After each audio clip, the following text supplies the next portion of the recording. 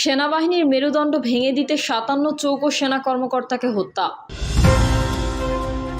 নির্বাচন দেরি হলে মাথা চাড়া দেবে ফ্যাসিস্ট শক্তি, বললেন মির্জা ফখরুল।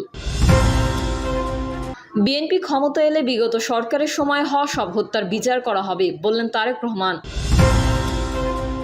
এবং সর্বশেষ জানাবো, ডিএমপি কমিশনার ধর্ষকের পক্ষ নিচ্ছেন, বললেন ইফতেখারুজ্জামান।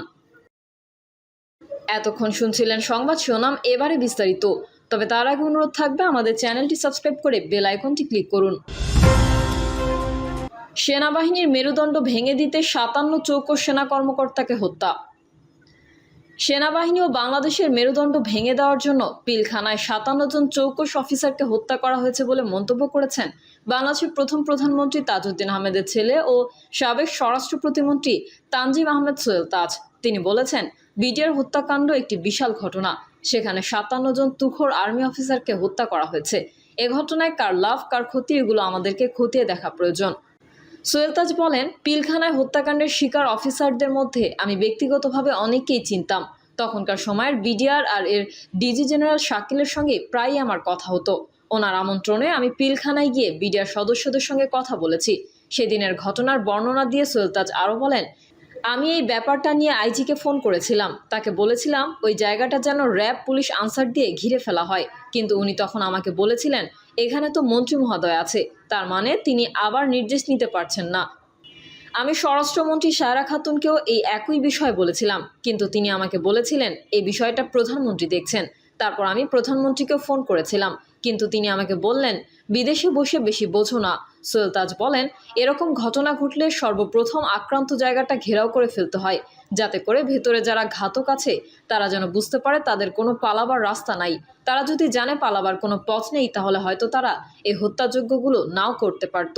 বিডিআর হত্যাকাণ্ডের তদন্ত নিয়ে সোহেল তাজ বলেন, আমি দেশে এসেছিলাম 10ই মার্চ। 11 তারিখ আমাদেরকে বলা হলো বিডিআরের এই ঘটনার সব তদন্ত কর্মকাণ্ড একটি কোঅর্ডিনেটিং কমিটি দেখবে। আর এই কমিটির মূল ব্যক্তি হলেন তৎকালীন বাণিজ্যমন্ত্রী লেফটেন্যান্ট কর্নেল ফারুক খান।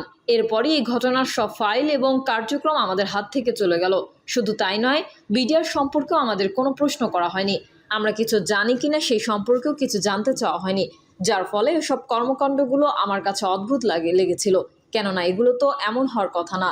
তিনি বলেন, এই ৫৭ জন অফিসার 111-এর সময় কিন্তু সক্রিয় ছিল। তারা সে সময় চেষ্টা করেছিলেন দেশটা রিফর্ম করার জন্য। এদের মধ্যে বেশ কয়েকজন অফিসারও ছিলেন যারা সে সময় খালেদা জিয়া এবং শেখ হাসিনাকে জিজ্ঞাসাবাদ করেছিলেন, কিন্তু এটা অনেকেই ভালোভাবে নেননি। সোহেল তাজ বলেন, আমি চেয়েছিলাম এই ঘটনার একটা সঠিক তদন্ত হোক, কিন্তু কোঅর্ডিনেট কমিটি গঠনের 2 মাস পর তো আমি পদত্যাগই করেছি। তারপর কি হয়েছে সে বিষয়ে আমি কিছু জানি না, কারণ পদত্যাগের পর আমি আমেরিকাতে চলে যাই। পদত্যাগের বিষয়ে সোহেল তাজ বলেন, দুর্নীতির বিরুদ্ধে আমি এগিয়ে যেতে চেয়েছিলাম, কিন্তু আমাকে সরকার থেকে একটুও সহযোগিতা করা হয়নি। এরকম একটা পরিস্থিতিতে তো আর মন্ত্রিত্ব ধরে রাখতে যায় না। আমি যদি টাকা বানাতে ওই চেয়ারে বসতাম আর অন্যদের মতো প্রতিবাদ না করে চালিয়ে নিতাম, তাহলে কিছুই হতো না। জাতীয় 4 নেতা ও তাদের পরিবারকে নিয়ে শেখ হাসিনার রাজনীতির বিষয় নিয়ে সোহেল তাজ বলেন, শেখ পরিবার প্রয়োজন আওয়ামী লীগের মধ্যে ইউনিটি দেখানোর, আর আওয়ামী লীগের মূল ইউনিটি হচ্ছে জাতীয় 4 নেতার পরিবার, কেননা এটা বিশাল প্রভাব ফেলে আওয়ামী লীগের ওপর। আওয়ামী লীগের সমর্থকরা জানে শেখ মুজিব এবং মুক্তিযোদ্ধাদের মধ্যে একটা বিভেদ আছে, কিন্তু এই 2 গোষ্ঠী এক থাকলে দলটাকে কন্ট্রোল করা যায়, যার জন্য নানাভাবে জাতীয় 4 নেতা ও পরিবারকে খুব কাছের এমন একটি ব্যাপার দেখানো হয়েছে। কিন্তু নাসিম ভাই বা আশরাফ ভাইয়ের সঙ্গে যারা ঘনিষ্ঠভাবে কথা বলে থাকেন, তারা অন্য চিত্র দেখেছেন। আওয়ামী লীগের মধ্যে ক্ষমতা ধরে রাখার জন্য এই পরিবারগুলোকে ব্যবহার করেছে শেখ হাসিনা। নির্বাচন দেরি হলে মাথাচাড়া দেবে ফ্যাসিস্ট শক্তি, বললেন মির্জা ফখরুল। নির্বাচন দেরি হলে ফ্যাসিস্ট শক্তি ফের মাথাচাড়া দিয়ে উঠবে বলে মন্তব্য করেছেন বিএনপির মহাসচিব মির্জা ফখরুল ইসলাম আলমগীর। তিনি বলেন, অন্তর্বর্তীকালীন সরকারকে সবাই মিলে দায়িত্ব দিয়েছি যেন তারা অতি অল্প সময়ের মধ্যে অত্যন্ত প্রয়োজনীয় সংস্কার করে দ্রুত জাতীয় সংসদ নির্বাচনের দিকে যেতে পারেন। এটা যত দেরি হবে তত বেশি বাংলাদেশের বিরুদ্ধে ফ্যাসিস্ট শক্তিরা মাথাচাড়া দিতে শুরু করবে। একই সঙ্গে যারা জঙ্গি ও উগ্র মনোভাব পোষণ করে তারাও এই সুযোগগুলো নেয়ার চেষ্টা করবে। মির্জা ফখরুল বলেন, আমরা একটা ভয়াবহ দানবীয় পরিবেশ থেকে বেরিয়ে এসেছি। আজ সেখানে আমাদের একটু ধৈর্য ধারণ করতে হবে, কিন্তু আবার সেই হত্যা, জখম ও ধর্ষণের ঘটনায় বিচলিত হয়ে পড়েছি। এগুলো আমাদের উৎপীড়িত করছে। অন্যদিকে আমাদের ছাত্ররা অসহিষ্ণু হয়ে উঠেছে। আবার দেখেছি বিভিন্ন প্রতিষ্ঠানগুলোর কর্মীরা তাদের দাবি দেওয়া নিয়ে মাঠে নেমে এসেছে। বিএনপির মহাসচিব বলেন, যত দ্রুত নির্বাচন হবে, যত দ্রুত জনগণের প্রতিনিধিরা পার্লামেন্টে আসবেন, দেশ পরিচালনা করবেন, তত দ্রুত প্রয়োজনীয় সংস্কার সম্পন্ন করতে পারবেন। বিএনপির পক্ষ থেকে বলতে চাই, সংস্কারের ব্যাপারে আমরা প্রতিশ্রুতিবদ্ধ। নির্বাচিত সরকারের হাতে দায়িত্ব দিয়ে দেশে স্থিতিশীলতা কিছুটা হলেও রক্ষা করা দরকার। বিএনপি ক্ষমতায় এলে বিগত সরকারের সময় হওয়া সব হত্যার বিচার করা হবে, বললেন তারেক রহমান। দেশে আগামী দিনে একটি নিরপেক্ষ নির্বাচন অনুষ্ঠিত হবে বলে আশা প্রকাশ করেছেন বিএনপির ভারপ্রাপ্ত চেয়ারম্যান তারেক রহমান। তিনি বলেন, ওই নির্বাচনে বাংলাদেশের মানুষ তাদের পছন্দের সরকার গঠন করবে। বিএনপি যদি সরকার গঠন করে, তাহলে বিগত সরকারের সময়ে হওয়া সব হত্যার বিচার করা হবে। বিএনপির ভারপ্রাপ্ত চেয়ারম্যান বলেন, বিএনপির যে রাজনৈতিক কর্মসূচিগুলো রয়েছে, তার পাশাপাশি আমাদের সর্বোচ্চ চেষ্টা থাকবে বিগত স্বৈরাচার বিরোধী আন্দোলনে ও জুলাই আগস্টের মাসে যারা ক্ষতিগ্রস্ত হয়েছেন, নির্যাতনের শিকার হয়েছেন, হত্যার শিকার হয়েছেন, তার বিচার করা। বাংলাদেশে বিগত সময়ে হওয়া গুম-খুনের বিচারে বাংলাদেশের সব রাজনৈতিক দল বিএনপির সঙ্গে একমত পোষণ করবে বলেও আশা প্রকাশ করেন তিনি।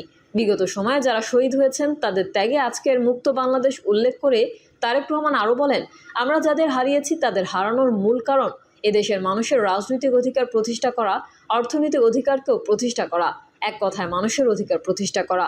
এ প্রসঙ্গে তিনি আরও বলেন, একটি কথা আমি এতদিন বলিনি, আজকে বলছি। আজকে এখানে যারা রয়েছেন, আমি এবং আমার ছোট ভাই যাকে আমরা হারিয়েছি, আমরা তাদেরই সদস্য। আমিও আমার ভাই গুমের শিকার হওয়াদের অংশ। সালাউদ্দিন কাদের চৌধুরীর ছেলে হুম্মাম কাদেরকে উদ্ধৃত করে তারেক রহমান বলেন, হুম্মাম কিছুদিন আগে আমাকে বলেছে, আমাকে যেই রুমে রাখা হয়েছে তাকেও একই রুমে রাখা হয়েছে। ডিএমপি কমিশনার ধর্ষকের পক্ষ নিচ্ছেন, বললেন ইফতেখারুজ্জামান। ঢাকা মহানগর পুলিশ কমিশনার শেখ মোহাম্মদ সাজ্জাদ আলী ধর্ষণ শব্দটি ব্যবহার না করার অনুরোধের মাধ্যমে ধর্ষকের পক্ষ নিচ্ছেন বলে মন্তব্য করেছেন ট্রান্সপারেন্সি ইন্টারন্যাশনাল বাংলাদেশের নির্বাহী পরিচালক ডক্টর ইফতেখারুজ্জামান। তিনি মনে করেন, বিষয়টি কোনো অবস্থায় গ্রহণযোগ্য হতে পারে না, তার এই বক্তব্য প্রত্যাখ্যান করা উচিত। ডক্টর ইফতেখারুজ্জামান আরও বলেন, যে প্রতিষ্ঠানের উপর সবচেয়ে বেশি নারীর অধিকার হরণের প্রতিরোধ করার দায়িত্ব সেই আইন প্রয়োগকারী সংস্থা তথা পুলিশের একজন ঊর্ধ্বতন কর্মকর্তা যখন গণমাধ্যমকে বলেন ধর্ষণ শব্দটা ব্যবহার না করতে, তখন আমাদের অবাক হতে হয়। তাদের এই অবস্থানের প্রতি ঘৃণা প্রকাশ করতে হয়, কারণ এর মাধ্যমে তিনি যেটা করছেন, ডিএমপি কমিশনার বাস্তবে ধর্ষকের পক্ষ নিচ্ছেন, ধর্ষকের সুরক্ষা দেওয়ার উপায় সৃষ্টি করে দিচ্ছেন। কোনো অবস্থায় এটা গ্রহণযোগ্য হতে পারে না, তার এই বক্তব্য প্রত্যাখ্যান করা উচিত। প্রিয় দর্শক, এই ছিল এখনকার সর্বশেষ সংবাদ। আপডেট সহ সংবাদ পেতে চ্যানেলটি সাবস্ক্রাইব করে বেল আইকনটি ক্লিক করুন। কমেন্টে আপনার মতামত জানিয়ে আমাদের সাথেই থাকুন। ধন্যবাদ সবাইকে। আল্লাহ হাফেজ।